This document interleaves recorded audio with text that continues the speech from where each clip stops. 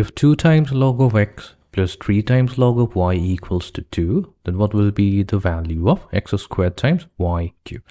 So let us begin. So here we are given 2 times log of x. We are going to use a property of logarithm. That means if we have log a times log of b, so that's the same as log of b raised to the power of a. So that means we can rewrite 2 times log of x as log of x squared. Similarly, we can rewrite our second term 3 log of y as log of y cubed. So this is equals to 2. Now we can combine the two logarithm on the left hand side by using another property of logarithm.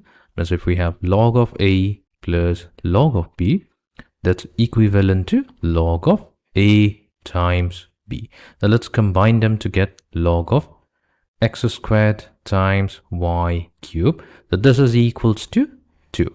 In the question, we are asked to find out the value of x squared y cubed. So this we have obtained an x squared y cubed, but there is a logarithm here. So we need to get rid of this logarithm.